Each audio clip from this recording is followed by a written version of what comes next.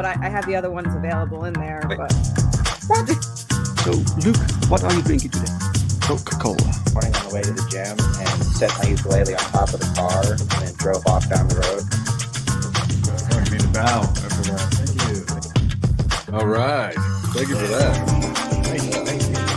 Look at that. Yo! I learned my lessons from last night. What a welcome, thank you. I drink the most fruity drink imaginable. It's laundry day. it's laundry day. So you always wear hats with laundry day? Peter did you a favor, James. I just say, ukulele. So how did you two meet? Well, there's these places in San Francisco. I think they're called bathhouses. It's like one of those things where everyone wants to focus on like the big events that happen, but day to day, what we're doing is we're on like one of our draw streams, smoking weed, making comics. It's chill. It's so much fun, and like Yes. Man, I'm not a YouTuber. I do this because I want to sell comic books.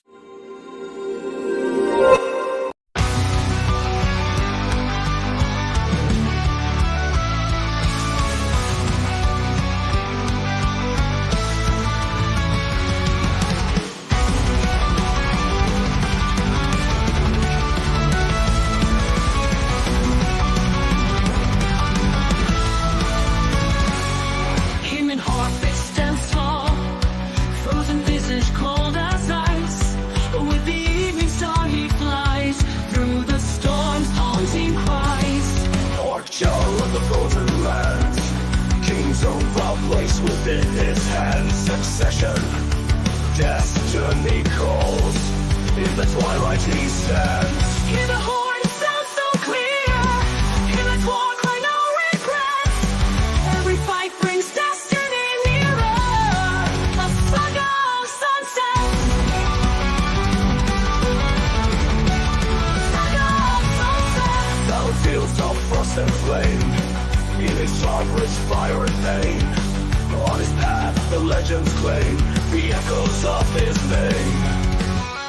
Mountain peaks his eyes survey. Northern suns fade to gray. Kingdom calls a break of day. He'll claim his born and go away. Hear the horn sound so clear. Hear that war cry, no regrets. Every fight brings destiny nearer. A saga of sunsets. Saga of sunsets. Saga of sunsets.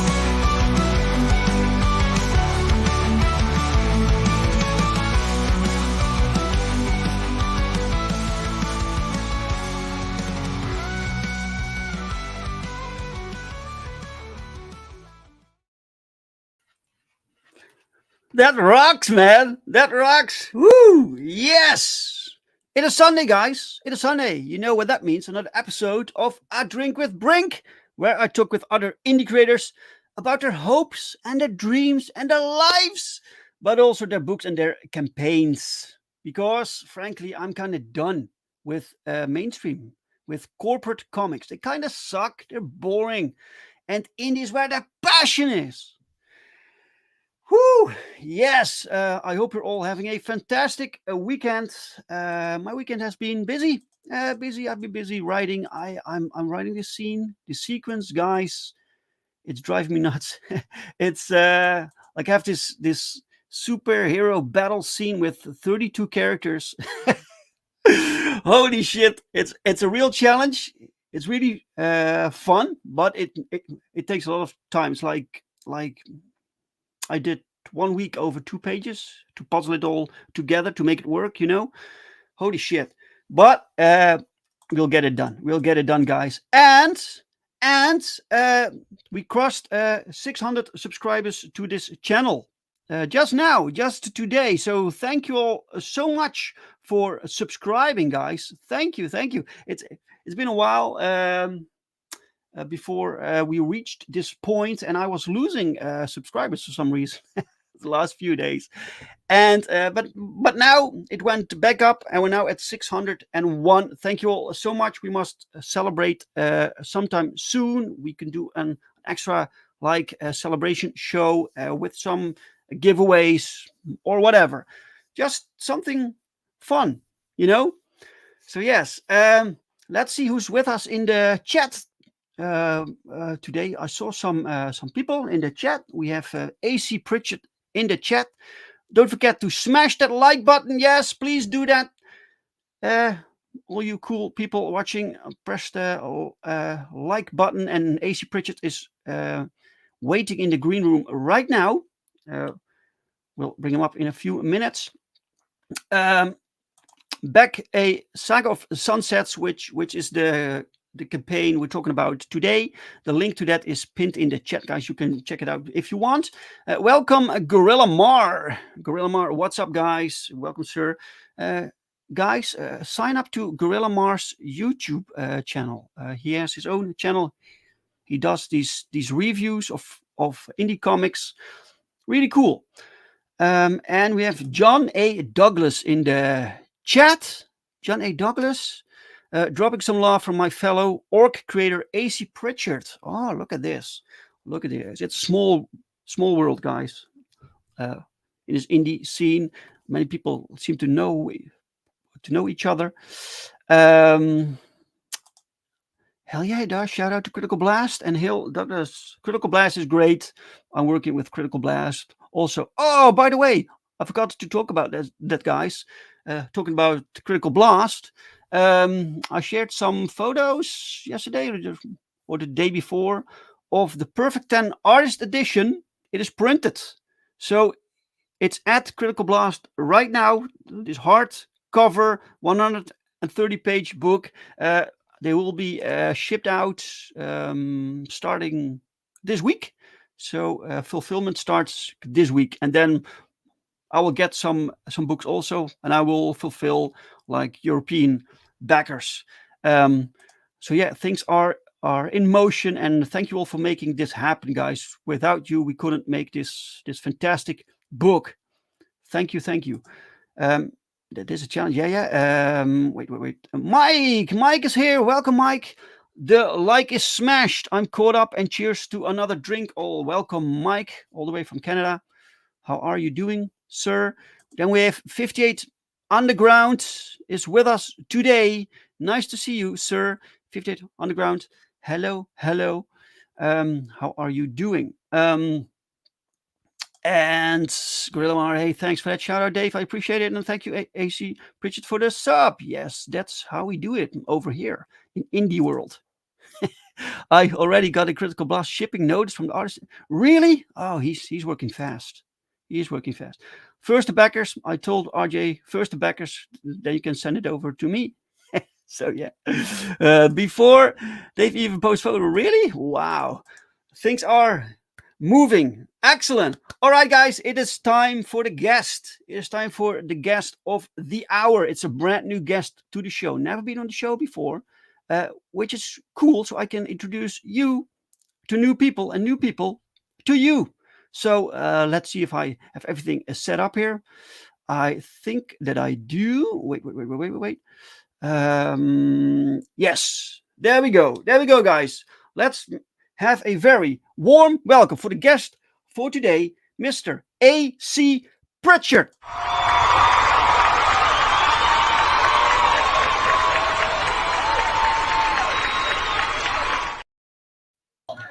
Oh, thank you for that. Nice little applause. Appreciate it.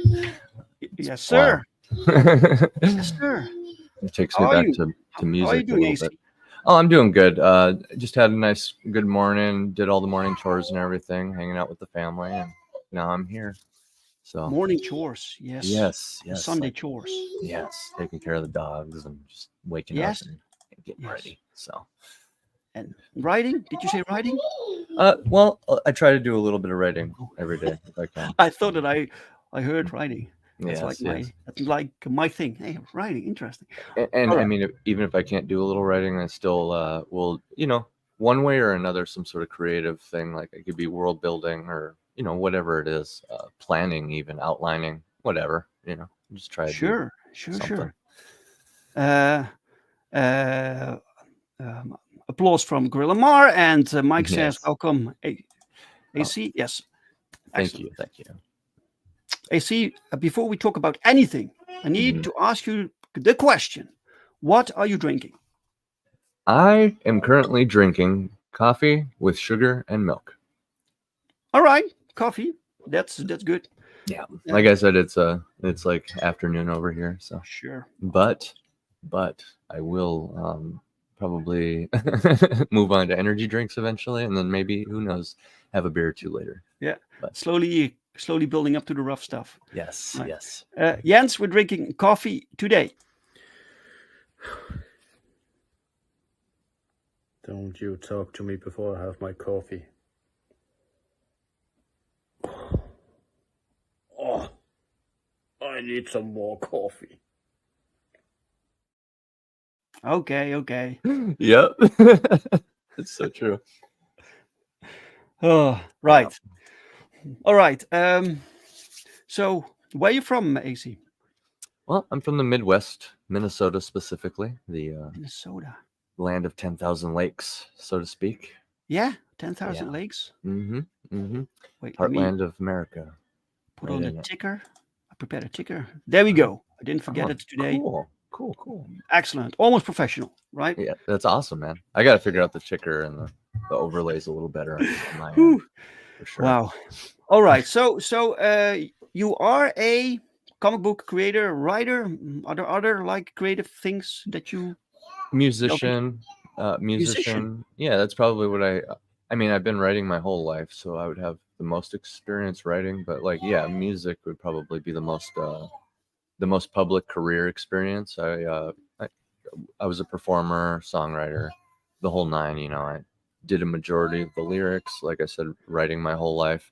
In high school, I started off as you get inspired by things like video games and movies and tabletop, and you start dabbling, and then you take classes like creative writing and English very seriously at that point.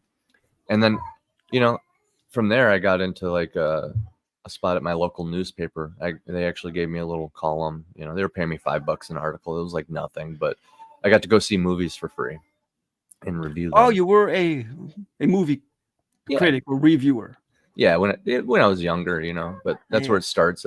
You'll notice on my landing page, it looks kind of like a magazine article or something. Sure. I just can't help that. It's just like that's where that comes from. So, right. And I take it as a unique thing, not necessarily a negative. I know some people are looking for like a comic, like all the traditional cozy things that they see on most other comic campaign things, but I can't help the writer side and like the early journalist side of me coming out in some of those areas. I don't know. Sure. So so when you were young, one of your first paying jobs was writing reviews about movies. So you went to the movies, you wrote about it, and it was published.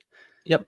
And those newspapers still exist. My mom has them all, but I keep bugging her about it. She says they're all in storage. I think I may have to contact the owner of the newspaper I worked for and get an archive or something. Wow. I can imagine when you're young, you get to that job. That's the best job ever. Oh, it was pretty cool. I mean, right? Yeah. Holy shit. I had a press pass and everything, so I could just walk right into the local theater. They knew my name, and I was just like multi-pass, like Fifth Element or something. And right this way, Mr. Pritchard. Holy shit, man. I'd buy some popcorn. I'd buy the popcorn, obviously. Sure. All right. I don't want to just milk it for free all day. Because I could. One time I watched 3 movies in a row. Oh. Shout out to Step Up to the Streets and Nim's Island. They were terrible movies. I had to sit through those though. Right. So basically you were you were very young when you knew you wanted to do something with writing, or did that grow from your journalism gig? Well, I think I kind of blame my mom and my dad for just they thought video games, for example, were the coolest thing ever, because they grew up in like the 80s, you know, the quarter arcades and stuff, Miss Pac-Man, all that. So, you know, my mom was teaching me glitches in Super Mario when I was like Really? That is toddler, awesome. you know? Yeah. So like, Why can't you just play video games like normal kids, right? I know. Instead of writing. Yeah. What a rubber band effect, man! Because like now my taste in video games is like quite the opposite. I don't know why, but I've veered into this realm of like management games and strategy and stuff like that, instead of just like, you think with an origin of like Mario, you get into stuff like, and don't get me wrong, I love like Dark Souls, but getting into stuff like Dark Souls or just the very high octane, high action stuff. No. I'll sit down with RimWorld and manage a colony and see how far I can get with that, because you know what? There's so much story in that. Even like Roller Coaster Tycoon, right? There's a story in every park, even if you like know the game in and out. There's just like a certain, like, I don't know, the growth of the park. Like, I don't know, even if you're really good at it, it's like the level might tell you to do one thing, but you're so good at it, you do another thing, creates a completely unique park. Right. I mean, right. So is that really, really important to you that a game has story, or do you also like enjoy games that are purely abstract? Or oh, I love abstract games, and games that purposely have no story. Like I mentioned Dark Souls. Like on the surface, that has no story. You just are in a game, like very arcade, like resurrect over and over again. Get to the end bosses. Literally, the game's divided into bosses. You know what I mean? Just like an arcade game. But beneath the surface, they've done this passive storytelling. So those who want story can have it, and it's there. They just didn't go out of their way to explain all of it. All right. Yeah, and I'm okay with very simple ones too, like Tetris. Sure, give me some Tetris. I'm good with it. Yeah. Right. So you like games, you like writing. How did you get interested in comic books? So I have pretty terrible eyesight, which is hence the games. You know, I as much as I would have loved to get more into reading, I had a very small number of books under my belt for a long time in my life, until I got money for audiobooks, right? And then I could really dive into it. But from there, it was just up until then, it was just like video games and movies, because of my eyesight. It just made it very difficult to actually read, especially a substantial amount, like a thick one. You know, like you get a big thick book, it makes it a little difficult to get through that, because just I'm reading slower. So gravitating towards this visual kind of format, you know, like comics are kind of right there with movies and video games and all that other stuff. So they've always been on my radar, but never had really money for it. You know, the video games are one thing, because I can play those at like a friend's house with my friends. I can borrow it from them. I can like get a gift for Christmas or something from a family member, because they understand like a console system is replayable like forever and ever. Like, you know what I mean? Like a comic book you might put down, but maybe not us now at our age and our love for it. But yeah, a kid for sure, that I could see them. But at the same time, like kids are pretty famous for just like reading things top and bottom until the things fall apart too. So yes, I don't know. Maybe if my family would have invested a little bit more in actual comics, I would have had more of a collection. But I digress.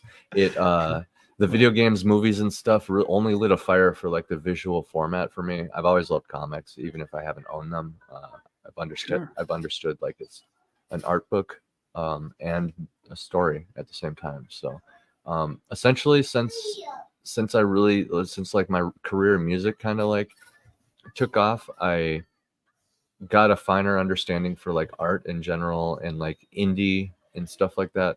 So I knew that I wanted to do something like voice acting or art or like writing later in my life after music. Because I mean, performing on stage, I mean, let's be real, unless you're like Keith Richards or some of these other guys that are just like unstoppable and like pumped full of whatever, and like have like they're probably androids at this point, or they have clones or something. Right. Your back is gonna like fall apart. Your neck is gonna just go as stiff as Batman. You know, like you're Really? gonna, yeah, like especially in metal, like I was doing, like just headbanging all the time. Like think Oh about yeah, those movements, that jumping can be around. healthy. Yeah, stop. you're an athlete essentially, is what it is Oh, when you're when you're a okay. performing musician. You're actually an athlete. It kind of like when you're an indie author, you're also a digital artist and like a salesman and a marketer, and these days a lot of them are Yeah, yeah. podcasters. You know what I mean? And then you're a writer. You know, but yeah. I digress though. Chat, if you have questions for the guest today, just drop it in the chat and we will ask him. Welcome, Cliff Woodbury. Welcome, sir. A Saga of Sunsets. It looks cool to see and sound cool to say. All right. Thank you, Yeah. Cliff. Yeah. Saga of I Sunsets. have also got that. It also sounds like a romance novel. And Yeah. I'm okay with that. That's fine. Mine is the brutal angle of the of the. It's like a saga of sunsets, right? It's about it's about the end. It's about the beginning. You think of sunrises, warmth. It's a bit poetic. Yeah, a little bit. right? But I could totally see like some old lady somewhere reading a real thick cheesy romance novel with that as the title somewhere. Yeah. I could totally see that too. Right. Yeah. My comic will be different though, for sure. So you to get back to your music career a little bit. So Yeah. were you in a band? Yeah. Yeah. What was it called? I was in a couple bands. So the first one that like never really went anywhere. It was just like where I was kind of learning as a kid. That was, I remember, it's funny, you know, thinking back to all the names. The first one was called Falling Awake. That was like my kid band, right? And then my first serious one was We Are the Blog. That's where I learned how to like go play shows, and I started like, you know, that's where we were at the age to like fall down and get back up a lot, right? And then you know, members of that band got family and stuff, and we all kind of started going our own ways. So I started the most recent band, which is Empty My Lungs, and that was just like me and one other dude, and that actually did pretty good, you know. And you know, from there I kind of just, there was a point where I just kind of got a little disillusioned and decided to take a break and figure things out a little bit, unplugged from the internet for a few years, you know. I think a lot of people unplugged from the internet. So what was your disillusion? What did it mean? Where did it come from? Just like after you put so much time into stuff, like it I'm realizing now it translates very well to authors, comic book creators, movie makers. It's all these same tentacles to the same octopus, for the lack of a better term. Sure. It's just like what we're experiencing right now, this decentralization of Hollywood and media and news and information. It's a great decentralization, and I think I got wind of that early on, and kind of realized how two-dimensional all of it was, and how artificial it all is, and how inflated the idea of chasing the dream of the starving artist has become.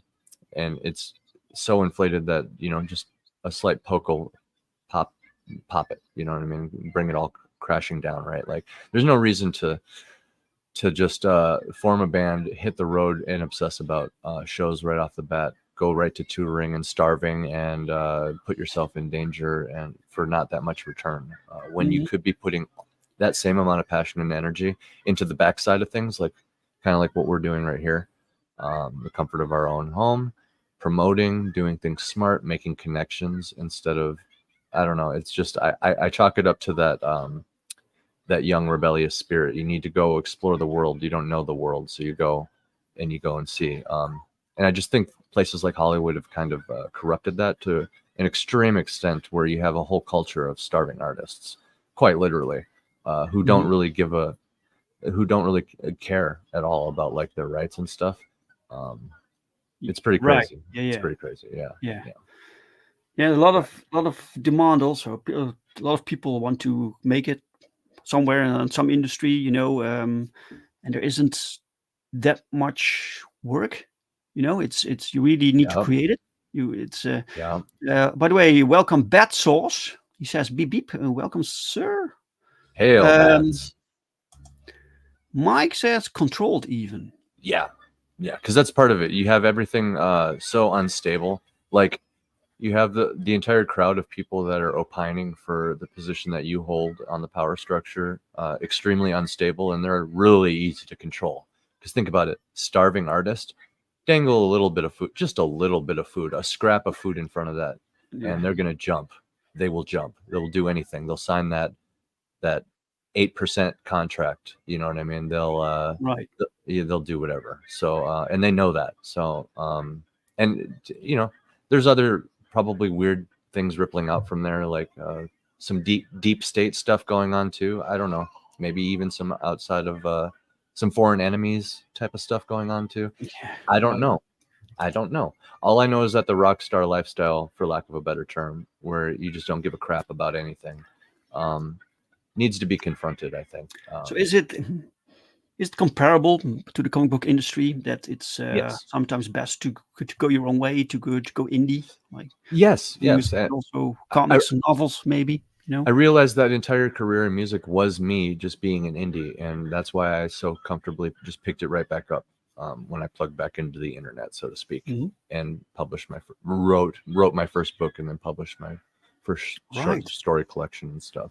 And I know where I want this to go. You know, I've always been a person kind of participating in culture, whether that's making my own fun short stories in creative writing class. I remember my English teacher, my creative writing teacher, said that I was one of the best students she had in 25 years, and it was all because of this. She had our final was to just write a story. That was our final. I really like that about her, by the way. That was a really interesting free form, like just write a story, and I'll just judge everybody's final off of that, right? Sure. So I chose Beowulf, and I did it from the perspective of Wiglaf, his best friend. So I've always been in this Viking stuff, even in high school. All right.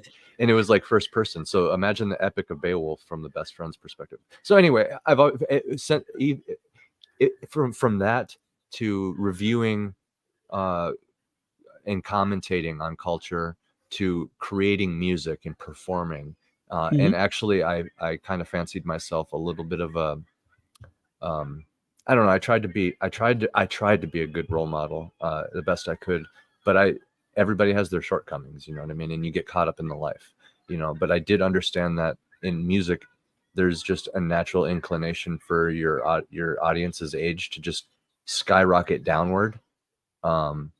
Especially the more edgy your music gets, because rebellious kids, like I was one of them making the music. So you fill it with like a lot of anger and swear words early on, and it's going to get a lot of people around your age and younger that are into that, like, oh, that's so cool, he said thing, you know. And I sound like a boomer now. It's so funny. Past me would be like screaming at me right now, but it's only because I understand it. And you can still pull off that same stuff. Like if you look at my music, it gets more and more introspective and less angry. Like as that angst fades away, you can literally tell that as a person I'm learning to understand myself in the lyrics, you know. Like it goes from what was like one of the first songs we wrote. It's just like very, very angry, just like, oh, you betrayed me, you effed me over kind of thing. And then like one of the final songs I made is literally called like Apotheosis, and it's about like the definition for those who aren't familiar. The word apotheosis is like the process of a mortal becoming a god. It's the word for that. All right. Yeah, that's word. That's cool. Yeah. And the song is actually it's like extremely introspective, and it's about taking control of your own life. It's like that's a great band name, also, by the way. It is. Yeah, I would. Somebody start an Apotheosis gent band and send me a link, because I'll jam it. Yeah. But yeah, Good I've always stuff. been. Welcome, good stuff to the chat.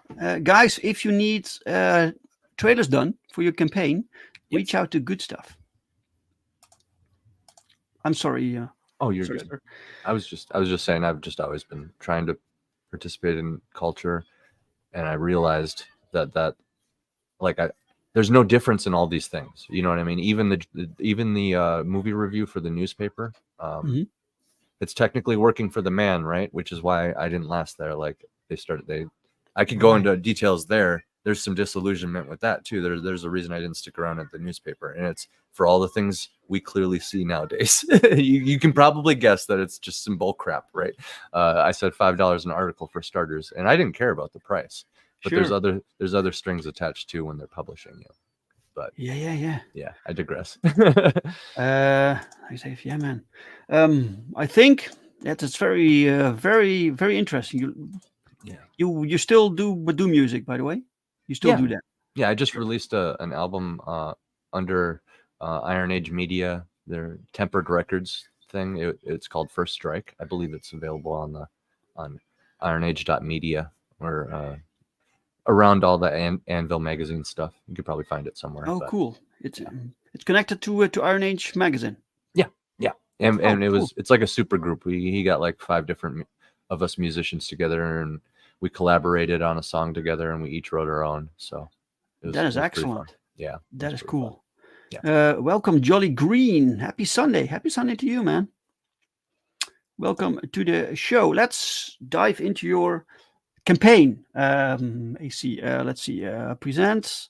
Share the screen. You have your campaign on FundMyComic. Yes, sir. Is there a particular reason you picked FundMyComic to crowdfund your book? Well, for starters, my artist is Luke Stone, and second, that makes sense. And second, I would say FundMyComic is to indies what something like Anvil magazine is trying to be to indies, or maybe like Sursova magazine. These other things that are giving indies a tool, Critical Blast we mentioned, right? He's literally connected to Barnes and Noble and stuff, and knows how to get you indies into the mainstream. He's literally an anti-gatekeeper. So these people are like what I call that's a good term actually for it. These are anti-gatekeepers, and FundMyComic is one of those sources. I personally think it deserves a little bit more momentum. I love seeing all the creators flocking to it, but I really think that this needs to be kind of stressed first. Like I'm not opposed to some of those other platforms per se. If some people are like never gonna back unless I do one of those, right? That's just a thing. But I'm gonna do this one first, and I'm gonna have a preference for this one because this is trying to help indie creators. There's even a calculator on there. I think you can see it. There's a calculator on like the homepage of FundMyComic that it just says type in your budget, and then you type in your budget, and it's like, okay, here's how much you're saving by coming through us because we're not stealing your money, basically. Oh, I didn't notice that. Yeah. FundMyComic is a good resource, man. It's just new, right? It just needs more momentum. That's the honest opinion of it. So this is true. Yeah. I want to, when possible, I put my campaigns there because we are indie. This is made by people who actually are from the scene, right? So they know the scene. They know what people want. Plus financially it's more interesting, plus you have fantastic support, right? Yes, if you have a problem, they will fix it within 10 minutes. Yep. And he's been really in really close communication with me too. I can literally just message Luke. We're pretty good friends at this point, to be honest. Like, he's your artist. So how did that collaboration start, by the way, with you writing this and bringing him on for the art? So I finished the story and published my short story collection, and immediately started thinking comics, because not only is it just one of the mediums, right? Like, think about it. You have written, which is like book. You have audiobook, which is audio, comic, visual, and then you have animated series, which is the next step up in visual, There's an arguable in between step there with like moving PNG images and stuff like that, where it's like kind of animated. But I digress. And the next step up from like animated series would be like live action, right? So these are like all the formats, and I can't help but feel from like my experience in the past how helpful it would have been as a musician to be able to dip our toes into all these different mediums, which is just not possible, right? You can't have, I mean, the written form of music, for example, would have been like lyrics, and I would have to, I mean, in hindsight now, who I am now, I can do a lot of stuff with lyrics. Don't even get me started. You know, publish a lyric book, for example, like publish all your songs and songs, lyrics in a book. That's all fancy and stuff. You could do that. But yeah, just the importance of branching into a bunch of different formats, you know. Like I'm aware my eyes are terrible, dude. I know that even though I'm a writer first. I can increase the font size on my computer and it's no problem for me. I can just go all day like that. But personally, I'm going to need like an audiobook or a comic or something. Unless it's really short, you know, and I'll get through it too. If like you're a close friend, I just read slow. So because I'm so hyper aware of that, I immediately was looking for in a good idea for comics and stuff like that. Like my full length novel that's in editing right now, even it started off as just an image in my mind. And I originally was going to do like a half comic, like a half comic thing for that. And that was years ago. That's like 2013 when that idea first came. So I always knew comics. Once I finished my short story collection, I was like, okay, I can just pluck one of these out. These are perfect. Short stories, by the way, perfect for like a graphic novel. Like it's the perfect length. Yes. Yeah. And once I had that, I had a bunch of artists on my radar. Luke was one of them. Partial algorithm, partial looking at who some people that I respect followed, and you know, at the end of the day, it got me like a list of a couple dozen artists that I went through, and like I was asking them all their prices and stuff, and Luke was one of them too. I asked him his price, but I think like about a couple weeks later, he actually just randomly appeared on Iron Age Nights with A Drink with Crazy, and I watched his Iron Age Nights episode, which is just essentially this right here, right? He's talking about himself. And I just connected. I was like, I really like this Luke guy. I like his past. I connect to his story. He seems really nice. I really like how he is like used to be a pastor and has all these values, but he's not going to like judge people. Like literally FundMyComic. You can find some lewd stuff on there and it's created by a pastor. That tells you what kind of a guy Luke is. Right. And just the amount of chutzpah it takes to like not only spit in the face of like Hollywood and the man, quote unquote, by creating one of these websites, but even being such a big person that you can kind of hold your own values and allow people to hold their own as well. Yes. Just speaks volumes about a man. So Luke is a true asset to the indie scene. And goes to show that oftentimes, because you're making something together, right? So the selection and progress often goes beyond the skills, right? So the talent. So you have someone who has the right style that you're looking for, but then you have to like work with this person for maybe a year, maybe longer, you know. So it has to click. So it has to go beyond the simple or the skill set. Right. Yes. And as soon as I heard him talk, man, I was just like sold. You know what I mean? Yeah. And I can compare that with some of the other people who I just simply inquired on price, and they were actually kind of rude. Some of the others, majority of them were very nice, respectful, and actually very helpful. Considering how stupid my questions were early on, you know, you can imagine a guy that doesn't know shit about anything is just like, how much? I don't even know what the term sequential art means or whatever. Yeah. I'm just like, how much for like one page of a comic? You know what I mean? I'm saying it that way, and they're like, okay, this guy over here. Yeah. No, but yeah, some people just rude, you know. But most people are very very eager to work with others, to get gigs, to get projects. Yes. John says, still here, listening while working. That's cool. Hail Thank John. you. Yeah. And so and just the utter comparison between those dudes and like somebody like Luke Stone, right? It just I was just like, and he's in danger of being like an exclusive artist. Like that's why I don't have any guest covers. I do have one other artist. Shout outs to Mark Hatherley. He's all traditional. He's more of a sketch artist though. And actually, now that I'm saying it out loud, this is kind of a train of thought thing. I should actually get a guest cover from Mark. I mean, I know he's not like a big name like Mike Barron or Mike S. Miller, but I'm more of like, I'm gonna shout out my bros, right? The tide rises, right? And if you have talent, you have talent. And even though I do understand the value of buying a name, that's actually one valuable lesson I learned from my music career is there is a sad amount of value in buying a name. You can pay a ridiculous amount of money for somebody's name attached to it, and you can run away until the end of your career with that information. Like, I'm this person who got this person that one time, and I mean, it is what it is. It does happen. It gives your project some how do you say it? What's the word?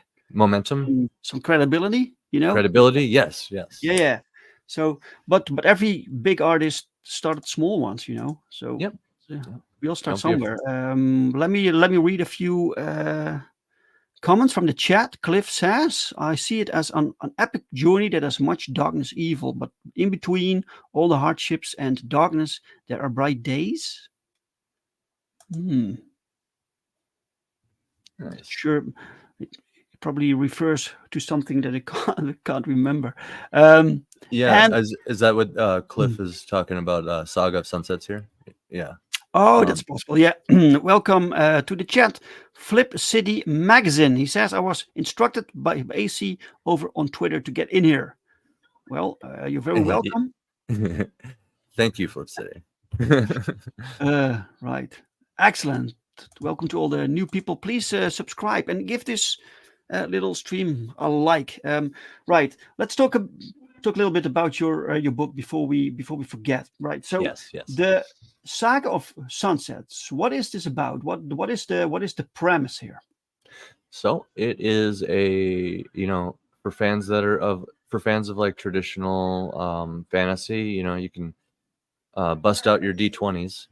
If you like D&D, essentially. I said I have a past in tabletop a little bit. It's one of my inspirations. Is just dreaming up the scenarios, right? So it's like that. I took a lot of the favored and loved things about traditional fantasy, like orcs, magic, stuff like that. And I took all those because I love them too. And I made my own world out of it. But my world is like, it stands out as being like very grounded in realism. And that even comes down to the magic system for those who have an eye to see it. The magic is tied to objects, right? So this is an object-based magic system in a kind of traditional fantasy world that has realism grounded in it throughout. So, and as you can tell from the title, as your chat mentioned earlier, it's like also framed poetically and like biblically almost. The descriptions are very clever. It's and I don't mean in like a comedy kind of way or whatever. I mean like I'm doing multiple things with everything in the story. Like if I describe something a certain way, it means like probably several different things, and I purposely lay it out so that I don't even know everything that it might mean. And I don't mean that in an esoteric way. I mean like if in this story, like if something is if the trees are reaching out and clawing desperately at the protagonist's helmet, right? That's conveying a certain amount of imagery, sure, but it's also conveying about a million other things, because I'm painting a picture for you with that. And like, it's telling you kind of how this character views his reception in this place. It's telling you kind of how he feels, actually, right now. And it's also kind of telling you how this place might actually feel about him. It's also telling you he might be in danger. There's a lot of things going on there when I describe something that way. And even when I like have somebody's appearance a certain way, like this is the king here, right? Both of his eyes are glowing. Both of his eyes are glowing, but he actually has one eye. They're both glowing because he's like filled with magical energy right now. He's using his magical crystal, but he has one eye, and that's very much on purpose. Like one eye missing, that harkens to like Odin, and seeing with clarity. Right, that's another symbolic meaning I've seen for one eye, is like having the sense to like think about it. When you aim like a bow or a gun or something, you close one eye to see with like certainty. You see with like certainty, you're seeing straight. So yeah, there's a lot of stuff like that going on in there. But so not a handicap to him. No, far from it. In fact, in the book, the description says, though one eye had long gone milky white and sightless, it was said his other could see twice as good as any orc, and he had no need for it. You are referring to a book. So this is an adaptation from a book? Yes. Right. I adapted it myself from my short story. Made the script. Sure. Shout outs to indies. Don't be afraid to do things yourself. Scripts aren't that different. In fact, for as many rules as they are perceived to have, there's far more room and freedom when you're writing a script. You can literally just say things how they are. Like, listen, Luke, focus on some of the color a little bit more here. Like, you know what I mean? You can kind of get real. Does the color? He will for this preview here, he has one of his team members, Edgar Tavitas, I believe his name is. Yeah. Did a fantastic job, but I believe for the rest of the graphic novel, Luke will be personally doing the color. Right. I think he has some ideas. So, Flip City Magazine says Luke made a cool orc. Those colors are fire. Yeah, some of these color effects here in the back, pretty interesting. The lighting too. Gorilla Mars says looking forward to backing this project as soon as I get paid again. Oh, thanks, Gorilla. You're the man. Getting paid is the best thing ever. Yes. So yeah. But at its heart, it's just like a story of fatherhood and ambition. It's like, this orc Jarl and all of his compatriots, all the compatriots around this old king. Essentially, the king wants to die peacefully in this land that he knows exists over here because he's the owner of this flying ship. He's had a long, fleshed out life career. He's the first king. He's like, everybody loves him. He's known for conquering the air. He sailed to the new land, just like Vikings in real life. Much inspiration from real history, by the way. Lots of Jarl him in Horfist. Yes.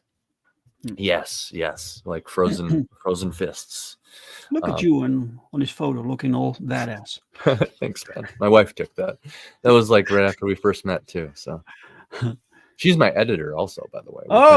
That's convenient. Yeah. We're kind of like a holy trinity over here with me, her, and Luke. So sure, but when your wife is your editor, does this mean that she holds back, or quite the contrary? She does not hold back. No. All right. She will, and in fact, sometimes we will come across things where I'm unsure about, which is why it's even a thing in the writing to begin with. But I'm pretty sure I'm right. But I'm unsure at the same time, right? And then she's like, no, I don't, this feels weird. And she'll insist and look into it. And then we'll both learn something in the moment. And she's like, oh, okay, yeah, no, it's technically right. You know what I mean?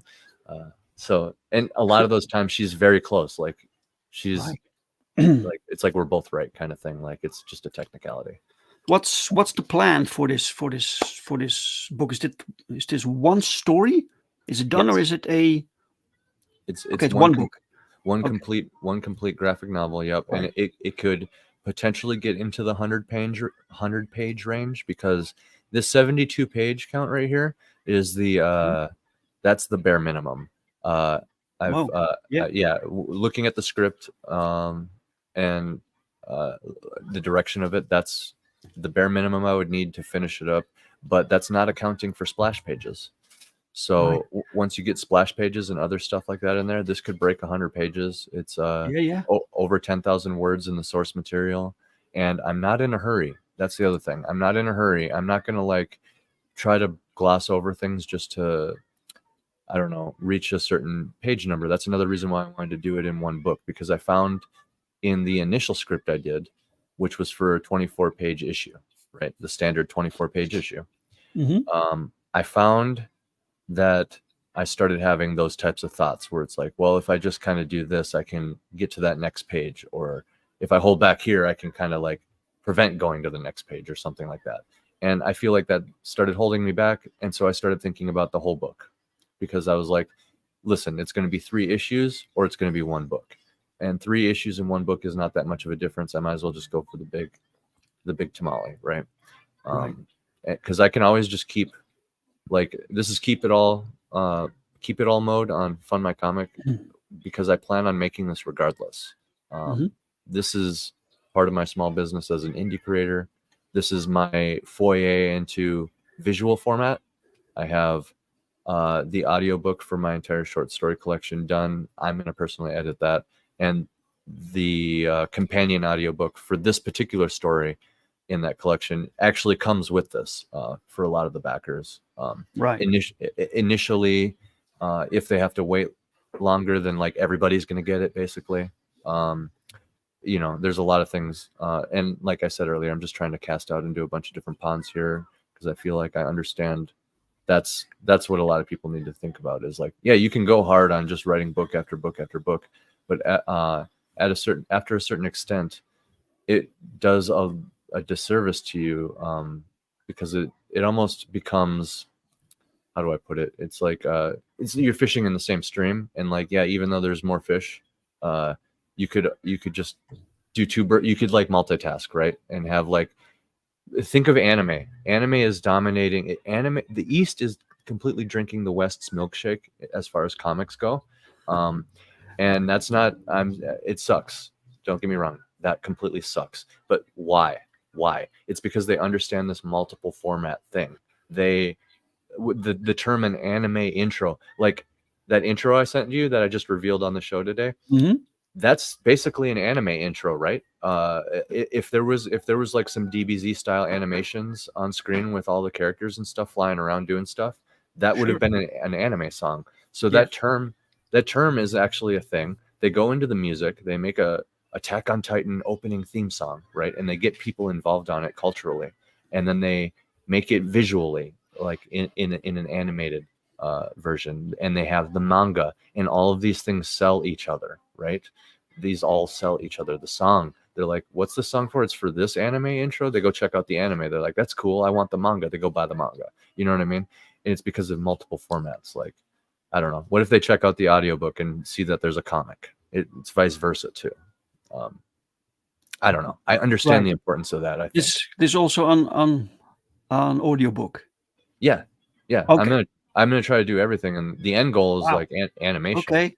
But that's obviously extremely the animation thing is going to be a whole other hurdle that I'm just going to kind of get these out of the way first, like, and figure out how to do everything else really good first, and then hopefully I can take all of that and put it towards animation. That would be really cool. All right. You're working towards something else, basically. So building the castle. One brick at a time. Yeah. That's all says. I back this. Love fantasy stories. Great to have a comic that's also heavy fantasy story. Yes.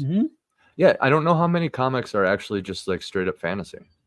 Is that I know there's like a lot, but at the same time, I don't see them very often. Yeah, there are some. Sure. I know Renee. She has like Fiendish, right? Oh yeah. And I'm working on something myself, but it just time and resources, man. That's always the problem. Welcome, Darius Artist. They fly now. They do. Okay, so I have to ask you something. Yes, sir. AC. This goal, that's a very steep goal. So do you have a strategy to get there? Yes, I so this goal is the complete transparent start to finish the remainder of the pages. It's accounting for print and it's accounting for shipping. This is the total goal that, like, if I got this, I could fill every single reward, I could add even more. I could get a guest cover and, you know, Sure. cut and dry, right? But if you Yeah. scroll down, there's actually a section because I'm unable to change the reward. When I was first making this, I was just like, yeah, there's the total amount, you know, and I threw it up. But Lucas, your partner. You can change anything you want. yeah, I was going to talk to him about it, but I kind of am liking the transparency thing. But this is a common thing I do see on every show that I come on. They mention the reward goal. But I do have a section here, almost there here. It's the milestone rewards here. So yeah, this is kind of explaining it. Essentially, the book is for sure finished with a possible guest cover at 7K. So it's actually 7K, not 13K. And as soon as I hit 50 backers, that's when that poster gets made and all that. All the covers, which I'm very close to getting the second cover. I'm about $100 away from getting to the second cover. You see the inks for the first one. That's in the thumbnail. Obviously, it's the background and stuff too. That's cover C. And yeah, it just keeps going from there. I kind of just peppered in when a lot of these things would come online and an explanation more of how it's going to be working, you know, because I'm still new to this and I didn't fully understand when I was going into it. I just was trying to be as transparent as possible. Like, sure, yeah, toss the number up there, you know, like, and to be fair, that 13K also is rounding up at every step of the way. So everything I checked, I rounded up to a more even number. And I also did ballpark estimates at doing 100, printing 100 of each book, when in reality it might even be less than that. You know what I mean? Sure. So my printing costs might even just be rounded up a little bit too much, to be fair, too. So right. Well, it's gonna be honest, man. It's gonna be a challenge, but you have a cool concept. You have a good team. You have a good platform with a lot of with its own network. So technically, this can be done. I'm gonna try. Yeah, great. Darius Artist says Red Queens and Battle Chasers are fun US-based fantasy comic series. Ooh, I'll look into that. They are. You never heard of Battle Chasers? I haven't. What?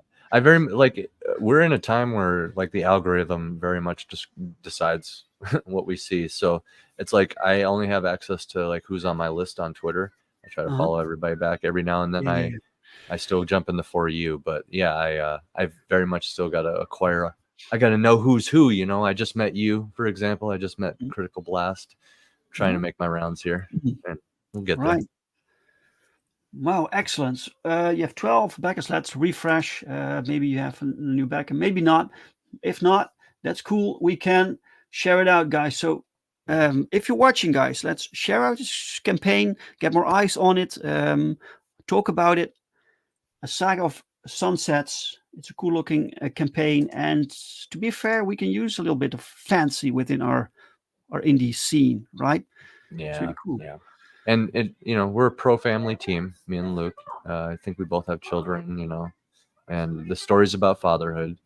And I market it as all ages because I would like somebody to buy it. But before just handing it to your kid, probably just like look through it. It's probably more PG-13. So yeah. But there's no sexuality or nudity or whatever. No, sure, but it has some like war themes going on, maybe, blood, right? So blood and guts, yeah. Welcome, Darksiders Comics. Welcome, sir. Guys, subscribe to Darksiders Comics channel for daily comic book reviews. And Darius Artist asks, important question: does it have dwarfs? There are dwarves in my world. I was just typing this out. There are dwarves in my world, which I am very proud of my dwarves, but they're mainly in my full-length novel. Okay. In this book, this is my orc story. Okay. So in my short story collection, I did my lizard folk lizard people story, Dragonborn for D&D fans, basically. Right. And then I did my human story because you need humans, and then I did my orc story because that's like the trifecta I started with. You have a bigger novel also. Yes. And these shorter stories, so this all takes place within the same world. Yeah. Same world. Yeah. Does this mean that maybe after this comic, we will see other comics? Yeah. From this Yeah. universe? Yeah. Mark, my other artist, actually, he has over half of I said a standard issue is about 24 pages earlier. He has about over half of the script I sent him for about that size sketched out for the human story. And the human story, you're working on multiple comics. yeah. Mark Right. though, I sold him on no time limits. Just do your thing, brother. He's an old vet. He's a military vet, and he took the human story, which is Right. cool because that's like more World War I Napoleonic, which is cool. The vet took the human. Yeah, it's a whole thing. But yeah, you'll see more. I want to do I don't want to just do one and done on any of these things. Like I have a novel ready to go, not just the short story. I have this comic and the backup comic. I want to have one in the chamber also, so to speak, Right. in all Yeah. these fronts. So you'll see more. All right. Excellent. Excellent. That's really cool. Right. Okay. Thank you so much for showing us your campaign. Let's hope it will be a wonderful success. Stop the screen. Right. Yeah. Guys, before we close this stream, we're around the hour mark. I want to share one more thing with you guys because you can all sign up to the pre-launch page of Perfect 10 Book 5 and POWERTRIP Book 2. So we're working on this right now. The art is spectacular. Look at this, man. This is fantastic. If you like superhero stuff, classic superhero art, Oh, yeah. wonderful stories. We have 2 books coming out. So we have Perfect 10 Book 5, plus POWERTRIP Book 2 and POWERTRIP Book 2 are 3 shorter stories made by different creative teams. It all takes place in the Jamie Comics universe, but we have so many concepts and we want to use POWERTRIP as a way to showcase as much as we can, right? So please sign up. 2 new books coming up. POWERTRIP is almost done. The Perfect 10, we still have plenty to do, but we're making progress there, and we will launch end of this month. So sign up for a little goodie, a little extra, and we have a wonderful early bird special that you don't want to miss. Heck yeah. Stop the screen. Yes, and thank you, Mike. Belated congrats for over 600 subscribers. Yes, our humble little YouTube channel got 600 subscribers today. Thank you all so much. You know what that means, right? Almost 1,000. You're getting there. Almost. Getting there almost. slowly. We're getting there slowly. Yep. Yep. Oh, wow. Right. AC, thank you so much for being my guest for today and talking about your campaign. It's my honor. Good luck with pleasure. it, man. Yeah. Thank you, man. And special thanks to the chat for everyone who showed up today, who watched us. And if you watch from the replay, thank you so much, because without you, there's no point. So if you like this conversation, give it a like. If you didn't like the conversation, give it a dislike. And I'm very sorry. I'll be back next week with a new guest. And before we go, I need to ask Jens what he thought of today's show. Jens, what did you think of the show today? Well, Dave, you do know this is supposed to be your show, but your guest just stole it from you. Good work. Okay, thanks, Jens. Thanks for the commentary. Guys, thank you all so much for being here. See you next week. Bye.